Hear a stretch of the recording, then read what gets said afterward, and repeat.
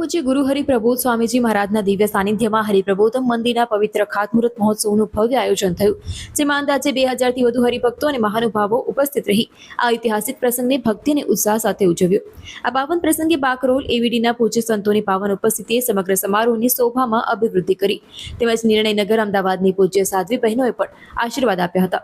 મહોત્સવનું વિશેષ આકર્ષણ રહેલી મહાપૂજામાં 700થી વધુ મુક્તોએ પવિત્ર ખાતમુહૂર્ત વિધિમાં સહભાગી બની ધન્યતા અનુભવી. આ પાવન પ્રસંગે પરમ પૂજ્ય ગુરુ હરિપ્રબોધ સ્વામીજી મહારાજે વૈદિક મંત્રોચ્ચાર વચ્ચે ખાતમુહૂર્ત વિધિ સંપન્ન કરી હરિપ્રબોધમ મંદિરના નિર્માણ કાર્યનો શુભ પ્રારંભ કરાવ્યો. સમગ્ર સમારોહ દરમિયાન ભક્તિ, શ્રદ્ધા અને ગુરુ ભક્તિનો અલૌકિક માહોલ સર્જાયો હતો. હરિભક્તોએ પ્રાર્થના કરી કે આ મંદિર ભાવિ પેઢીઓ માટે ભક્તિ, સંસ્કાર અને સેવાનું દિવ્ય કેન્દ્ર બની રહે.